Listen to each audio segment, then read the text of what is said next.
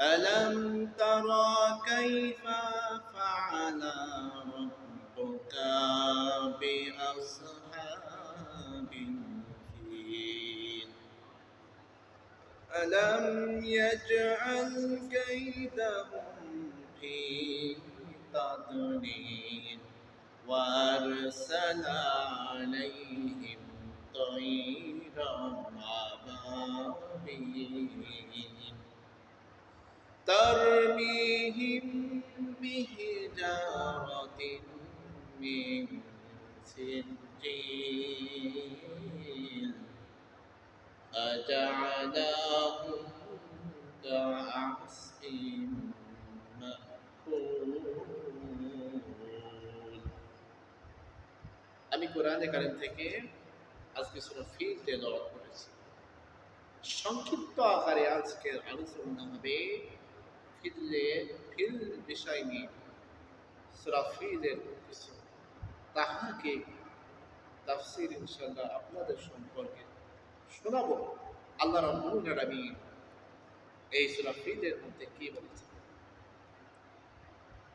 এই নামকরণ করা হয়েছে পয়লা যে আয়াত রয়েছে, আল্লাহ রাব্বুল আলামিন কোরআনে কারিমে কিছু সূরার নাম করেছেন আপনার কোনো আয়াত থেকে বা কোনো শব্দ থেকে আপনার কোনো সূরা নাযিল করা হয়েছে, অথবা কোনো কিছু সূরা নাযিল করা হয়েছে যেগুলো আয়াতে নাই বা আপনি শব্দ পাবেন না, এগুলো পাবেন বিভিন্ন তাহকিক থেকে, তাফসীর থেকে নামকরণ করা হয়েছে। যেমন সূরা ফাতিহা,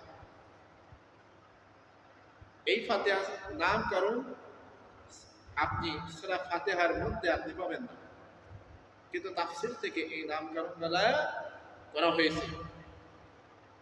আর আমি যেমন সূরা ফিল তেলাওয়াত করেছি, এই ফিল নামকরণ করা হয়েছে পয়লা আয়াত থেকে, মানে আয়াতের প্রথম আয়াত থেকে।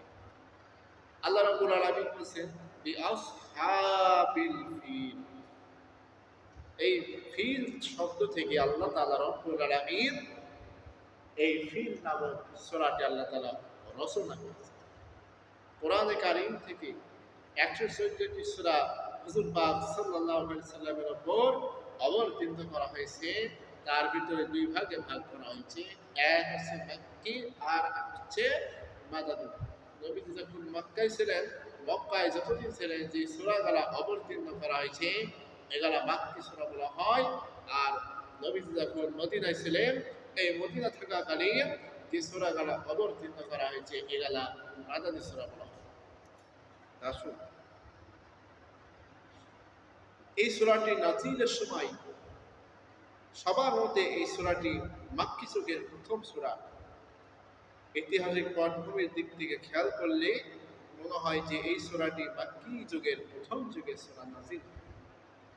এই সূরার একটি ঘটনা আমার আল্লাহ তাআলা রাব্বুল আলামিন দিয়ে দিয়েছেন যে আমাদের শিক্ষা দেওয়ার জন্য।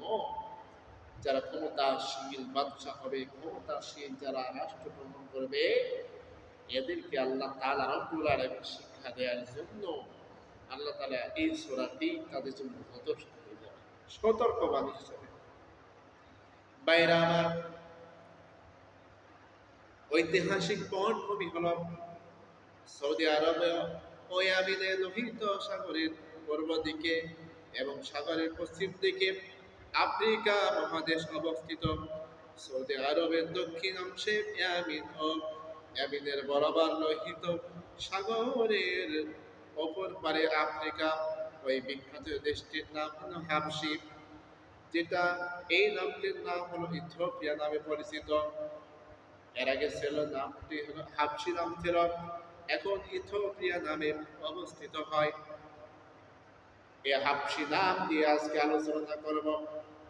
এর আগে যেহেতু নামটি ছিল, রাষ্ট্রের নাম ছিল হাবশি, হাবশি নাম দিয়ে ঘোষণা করলাম।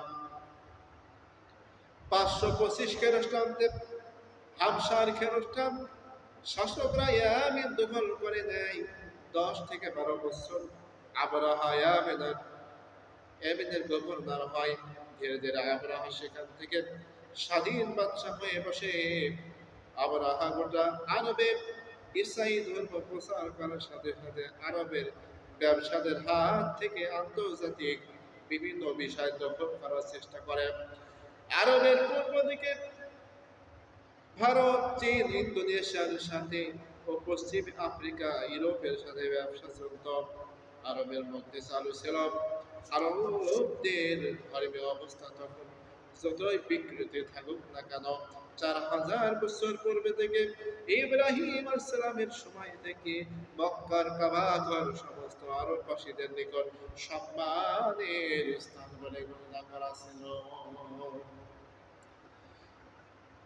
কাবা ঘর জিয়ারতের জন্য রজব মাস, জিলকদ মাস, জিলহজ মাস, মুহররম মাস, এই 4 মাস আরবদের মধ্যে কোনো মারামারি হতো না, চুরি ডাকাতি হতো না, খুব খারাপই হতো না।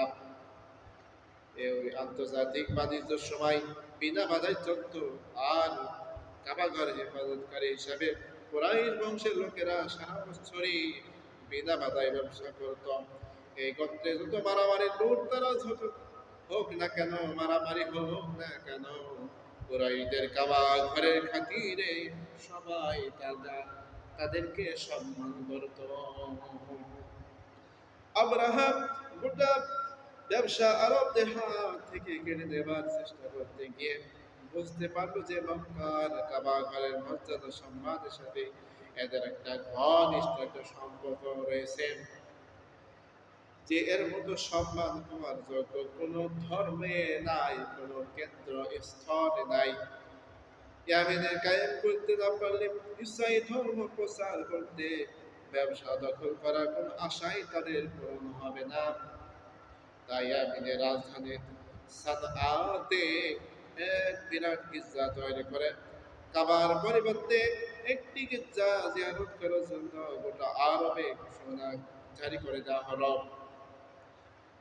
আরবরা ক্ষিপ্ত হয়ে ওই গির্জায় আগুন লাগিয়ে দিল এবং অপমান করার উদ্দেশ্যে রাত্রের বেলায় গোপনে গোপনে সেখানে পায়খানা করে দিল।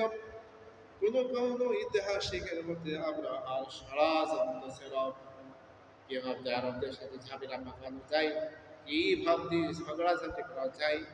তারা নিজেদের লোক দিয়ে এইসব কাজ করেছিল যাতে কাবা ঘর আক্রমণ করার জন্য অজুহাত পেয়ে যায়। আরবরা স্পষ্ট বুঝতে পেরেছিল যে মক্কায় কাবা ঘর কায়েম থাকতে তারা গির্জাই মানুষকে আকৃষ্ট করতে পারছিল না। কাবা ঘরের ধ্বংস করার জন্য তারা বিভিন্ন সুযোগ তালাশা, বিভিন্ন বাহানা তারা করেছিল। বাইরে আমার 570 সালে 13টি হাতি সহ 7,000 সৈন্য হাবশী নিয়ে তারা মক্কার দিকে রওনা হলো। মক্কা দিকে রওনা হওয়ার পরে মক্কাবাসীদের উপর বিভিন্ন জ্বালা যন্ত্রণা নির্যাতন শুরু করল। এক পর্যায়ে আবরাহার বাদশাহ আরবদেরকে বলল, তোমাদের যে নেতা রয়েছে এই নেতার সাথে আমি সাক্ষাৎ করব, আমাদেরকে সাক্ষাৎ করার ঘোষণা করে দাও।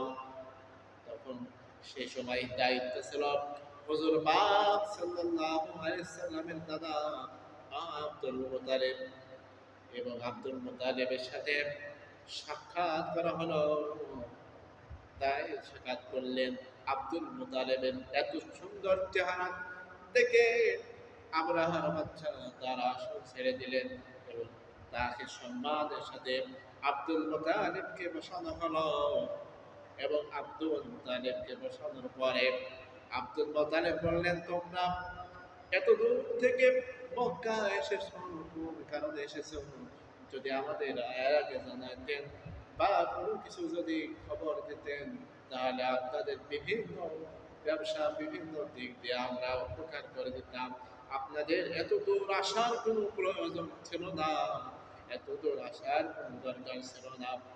আবরাহার বাদশা বলল, আমরা তোমাদের কোনো ক্ষতি করতে আসি নাই, আমরা তোমাদের কোনো কিছু করতে আসি নাই, এসেছি শুধু আমরা শুনেছি নাকি আল্লাহর ঘর কাবা ঘর, আল্লাহর ঘর কাবা ঘর, ওই কাবা ঘর নাকি শান্তির জায়গা, ওই কাবা ঘরকে ধ্বংস করার জন্য আমরা এসেছি। কোন কোন বর্ণনায় এসেছে আব্দুল মুতালিব বললেন, এই ঘর কেউ ধ্বংস করতে পারে নাই, কেউ পারে নাই, কারোর সামর্থ্য হয় নাই। আপনি ফিরে যান, আপনি ফিরে যান, আপনি কাবা ঘর ধ্বংস করতে আসেন না। এরকম ধরনের কথাবার্তা হলো। আবরাহার বাদশা বলল, আমরা অবশ্যই কাবা ঘর ধ্বংস না করে আমরা ক্লান্ত হব না। আব্দুল মুতালিব বললেন, আপনারা যারা মক্কার উপর আক্রমণ করেছিলেন এবং মক্কাবাসীদের উপর যে সমস্ত গরু ছাগল বাছুর বা বিভিন্ন নির্যাতন করেছিলেন, যেমন আমার যেমন আমার 200টি উট ছিল, এই 200টি উট গলা আপনি নিয়ে নিয়েছিলেন। আমি হলাম 200টা উটের মালিক। এই 200টা উট আমাকে ফিরিয়ে দিয়ে দিন, আমি 200টা উট নিয়ে যাব। আবরাহার বাচ্চা বলল, তোমাদের ধর্মের উপর আঘাত করতে এসেছি, তোমরা কেন মাথা ব্যথা করছো না? তোমাদের কাবা ঘর ধ্বংস করতে এসেছি। আব্দুল মুতালিব বলল, আমি হলো 200 উটের মালিক, আর কাবা ঘরের মালিক হলো আমার আল্লাহ। আল্লাহ যদি চান তাহলে আল্লাহ রাব্বুল আলামিন নিজ কুদরতে হাত দিয়ে তার ঘরকে রক্ষা করবে, আর যদি না চান তাহলে ধ্বংস করবে। আমি 200 উটের মালিক, আমাকে 200টা উট আপনি ফিরে দিন। আব্দুল মুতালিবের 200টা উট ফিরে দেওয়া হলো। 200টা উট ফিরে দেওয়ার পরে এবং তারা কাবা ঘরে ধ্বংস করার জন্য চলে গেল। তারা চলে গেল, আবরাহা কাবা ঘরের খাদিম, আর আমি এসেছি সে ঘর ধ্বংস করার ব্যাপারে। এবং তারা ধ্বংস করতে চলে গেল। আবরাহা যখন মক্কার দিকে এগিয়ে আসতে চাইল, তখন তার নিজস্ব হাতি মাহমুদ হঠাৎ বসে পড়ল এবং মোহন তাকে যখন করা সত্ত্বেও মক্কার দিকে এক কদম এগাতে রাজি হলো না। অন্যদিকে যেতে বললে সে দৌড়ে যায়, কিন্তু মক্কার দিকে সে দৌড়ে যায় না। এভাবে বারবার চেষ্টা করার পরে সে আপনার চেষ্টা করার পরেও সমর্থ হয় না। আর অপরদিকে আব্দুল মুতালিব তার দলবলদেরকে বললেন, তোমরা পাহাড়ের উপর দিকে আশ্রয় নিয়ে যাও।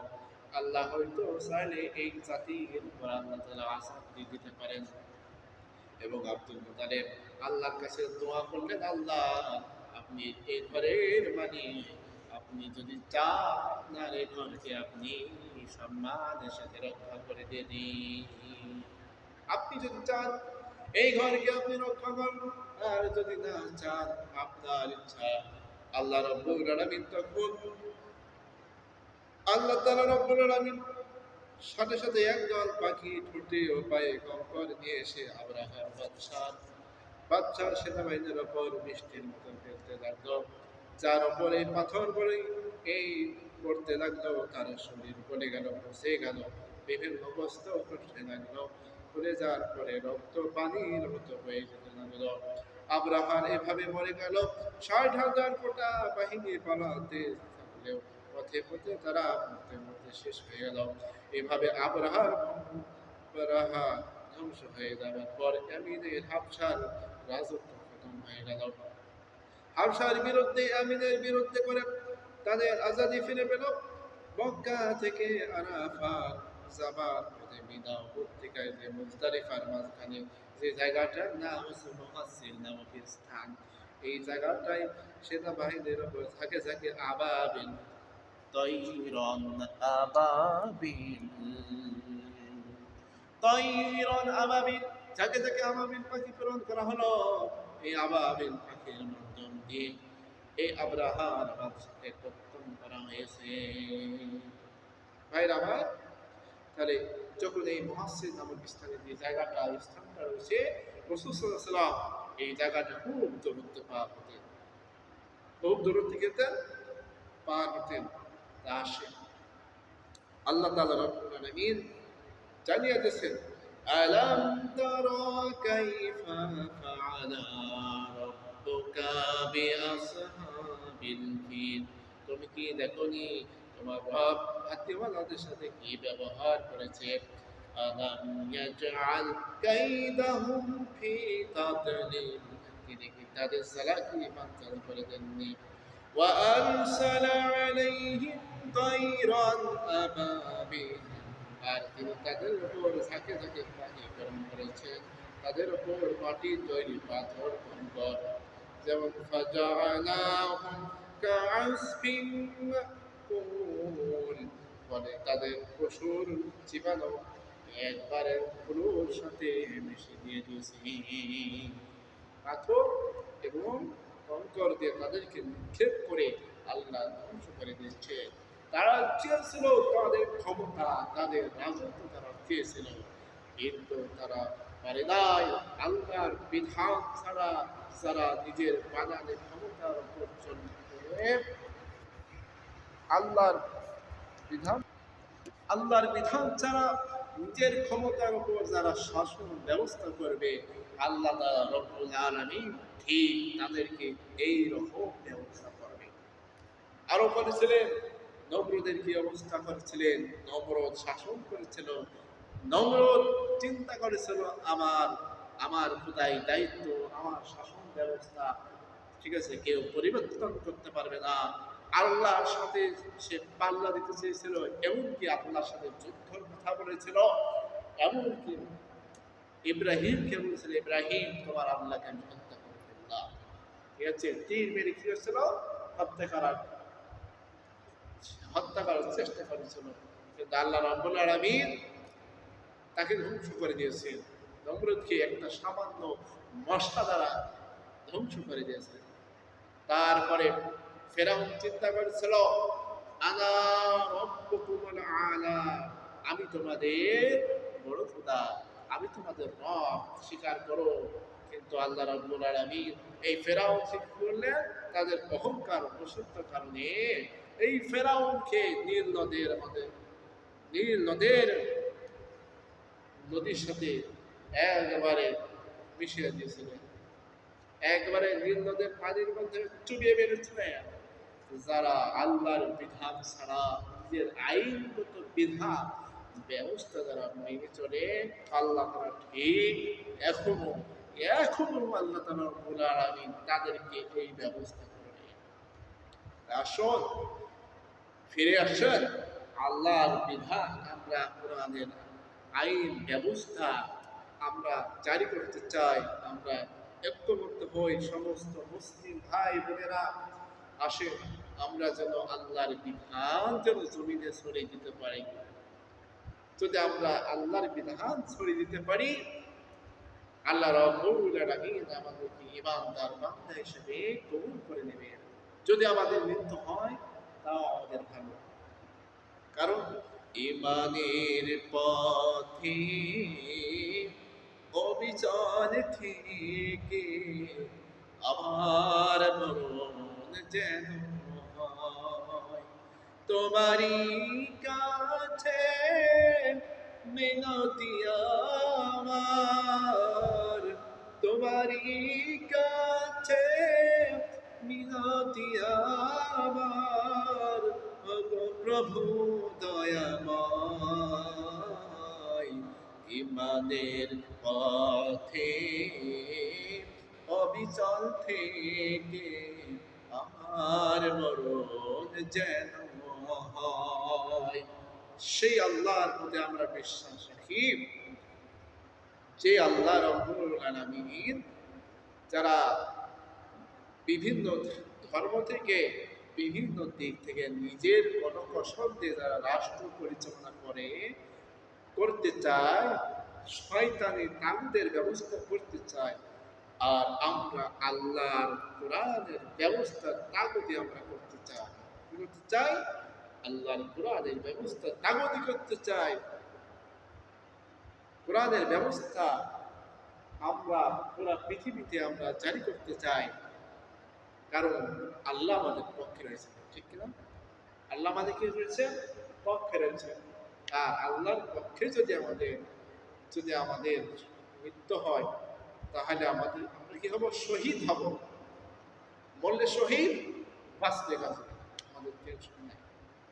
তবে আমাদের ঐক্যবদ্ধ হতে হবে, পুরো বিশ্বের মুসলিম যেন আমরা এক হয়ে আমরা পুরো পৃথিবীতে ইসলামিক রাষ্ট্র হিসাবে আমরা যেন কায়েম করতে পারি। আল্লাহ তাআলা রব্বুল আলামিন আমাদেরকে যেন তৌফিক দান করেন।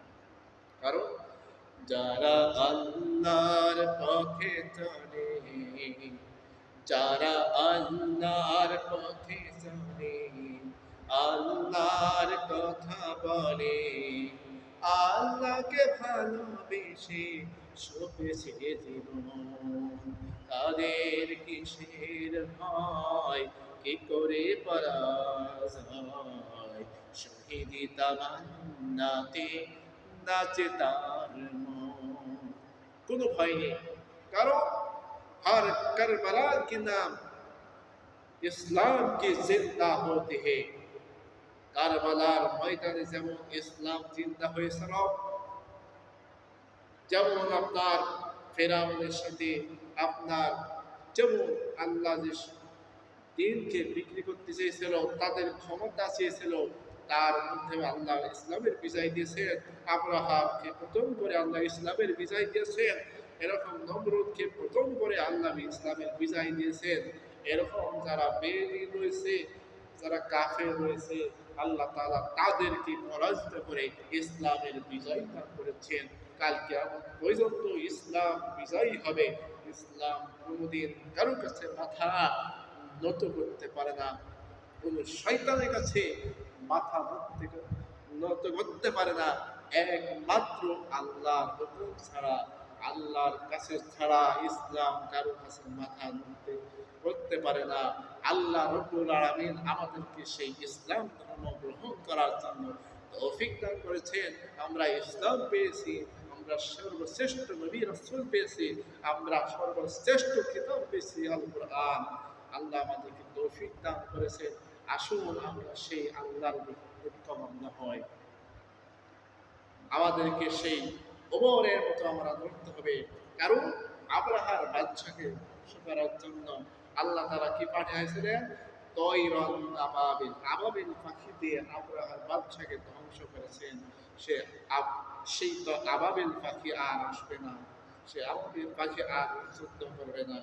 এখন আমরাই হচ্ছে প্রত্যেকটা ইমানদার বান্দা, আমরা রাসূল প্রেমিক, আমরা আল্লাহ প্রেমিক, আমরা নবীর উম্মত প্রেমিক, আমরা সেই সকলেই ইমানদার বান্দা একজোট হয়ে আমরা সেই আবাবিল পাখি হতে চাই।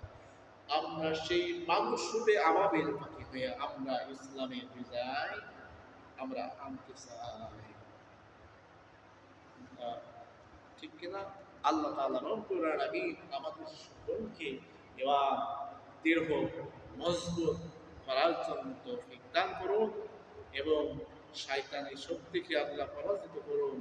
আর আল্লাহর কোরআন দিয়ে আমাদেরকে সেই শক্তিকে দৃঢ় মজবুত করার জন্য আল্লাহ তাআলা রব্বুল আলামিন আমাদেরকে তৌফিক দান করুন। আমিন আমিন সুম্মা আমিন।